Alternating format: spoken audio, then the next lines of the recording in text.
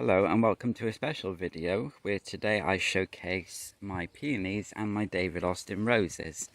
So here we go, we'll start off with the first peony that's just in bloom. Unfortunately I don't know the name to this one, but as you can see, look at this, isn't it beautiful? Huge fragrant blooms, and this is what it looks like when it first starts to open. And then this is it at its full size. Isn't that gorgeous? I'll pop the name on the screen so that you know what variety this is. Still have another peony, but it's just going over now, as you can see. So this is what they look like when they're pretty much done. But isn't this lovely? This is Grace, and it has many petals and is very fragrant. The fragrance is described as tea, black tea, and it does get some black spot, as you can see for me. This year I think is the worst because we had quite a lot of rain for a few weeks in very early spring. But the roses themselves do fade over time, but it still looks very pretty. And being like most David Austin roses, tend to fade more towards the white as they age. But that's just mainly, as you can see, the back petals more than the actual centres. Here is Munstead Wood. Another beautiful David Austin. As you can see, it has very deep purple flowers, almost virgin on maroon, depending on the lighting. The fragrance is very strong. You can normally smell it across the garden. Unfortunately, due to the large bloom size, they do tend to nod, as you can see.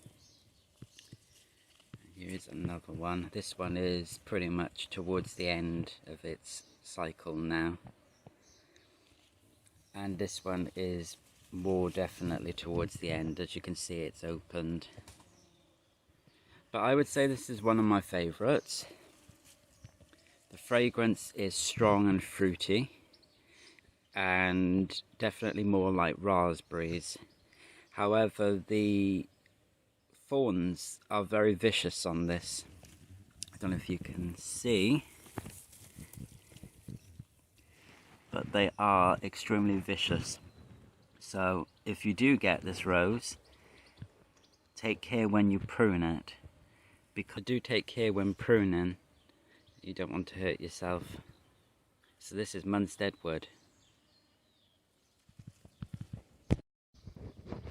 Next we have a newer David Austin. This is the Country Parson, and it has gorgeous lemon blooms as it opens, and then after about a day or two it fades, as you can see, to this really light lemon going on white.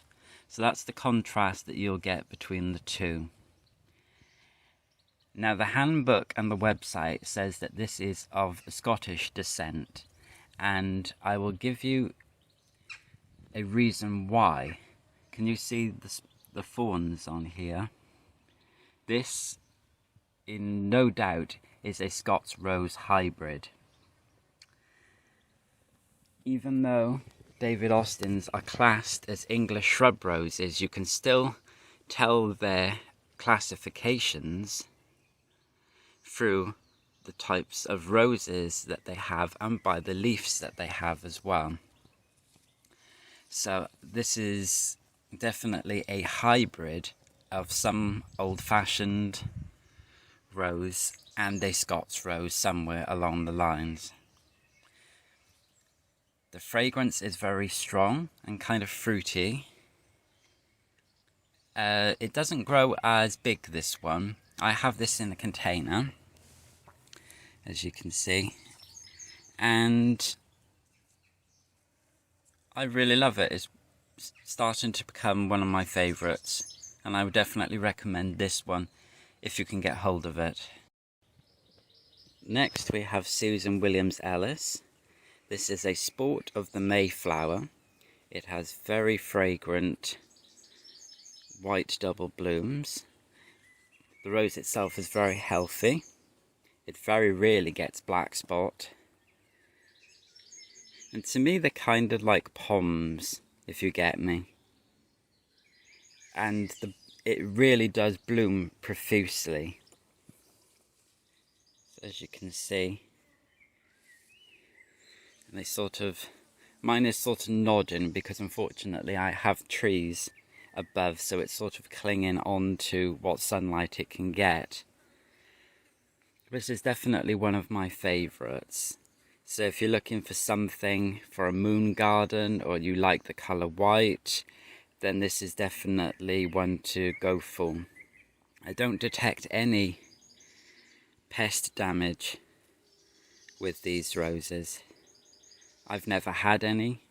The caterpillars leave it alone. The aphids leave it alone.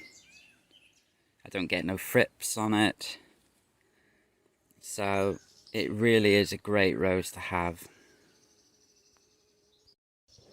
This is Pretty Jessica. This is an old David Austin rose and is discontinued unfortunately here in the UK.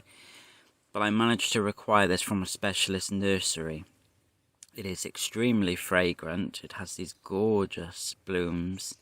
Even in the bud stage, it is still a beautiful rose to have. It doesn't grow that big for me. I have it in a container. And the new foliage that comes up is this gorgeous bronze colour. It did suffer a bit of black spot at the lower leaves. But that was due to the really bad rain that we had, and it was just weeks and weeks of it, and it was cold as well, so I don't think a lot of the roses appreciated that, but now that it's hot and sunny they seem to be doing well. So this is Pretty Jessica. It does have a very strong fruity fragrance, definitely worth getting if you can get hold of it. This is Eustacia Vye, a relatively new David Austin rose. It has these peachy pink blooms, extremely fragrant. It kind of has citrus and just that general smell of fruit. And to me there is sort of hints of sherbet, quite similar to the Countryman, which is another David Austin rose. For me, this is very healthy. I don't have no black spot issues with this at all, no mildew or anything like that. So if you're looking for a healthy, fragrant, beautiful looking rose, Eustacia Vye is definitely one to choose. Next we have Strawberry Hill, a beautiful, fragrant David Austin with a lovely button eye, as you can see, the centre.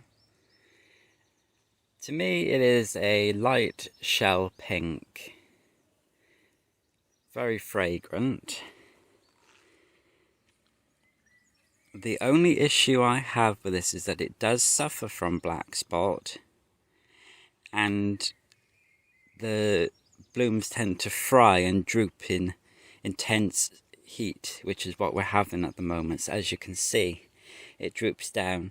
So that isn't necessarily a bad thing if it's grown to a certain height and you can look up at it. But I do find that this is a really, really beautiful rose, and definitely worth having if you can get hold of it. Now, like I said, it does suffer with black spot. You kind of have to pull the leaves off or spray. I don't spray myself, I'm more of an organic gardener. But it's definitely worth having to add to your collection. This is Strawberry Hill. This is the Countryman, an old-fashioned David Austin rose. Unfortunately no longer sold here in the UK, and I had to obtain this through a specialist nursery. This is one of my favourites. The fragrance is strong, kind of like a sherbet scent to it. The blooms are not huge, probably about 3.5 to 4 inches across. The bud stage is just as gorgeous as they open. And a beautiful rose, and it's quite prolific, quite a lot of blooms come off this.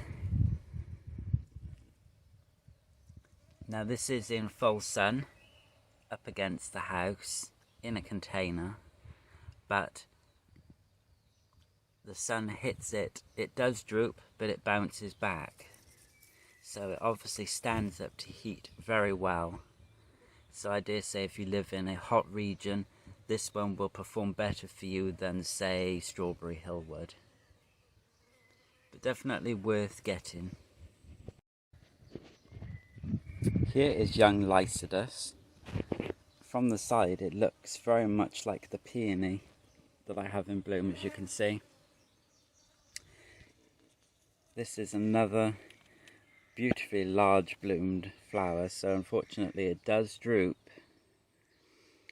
To me, the disease resistance is okay. It still suffers from black spot. It was doing very well until the last couple of days, and then it started to appear. And I'm not quite sure why that is the case, because we've had no rain. But as you can see, look at the size of this bloom. It is huge.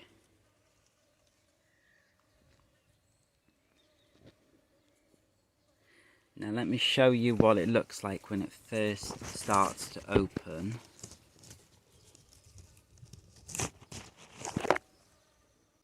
It's got gorgeous blooms that swirl towards the centre, that sort of classic David Austin look to it. Now the colour, I would say, is a medium purple with hints of pink within it. I definitely class this as a purple rose, not a pink rose. The fragrance is very strong. It's kind of, to me, like a pear, I would say. It has elements of fruit within it, but to me it also has another fragrance which I can't quite pick up on. But it's a lovely, beautiful rose. And if you want the fragrance just like Munstead Wood, this is definitely one to have. But like I said, I would be careful because of the disease resistance. As you can see, I am getting black spot with this one, which I will treat. What I tend to do with diseased leaves like these, I tend to just remove them, and the plant picks up and it's totally fine. So yes, this is young Lycidas.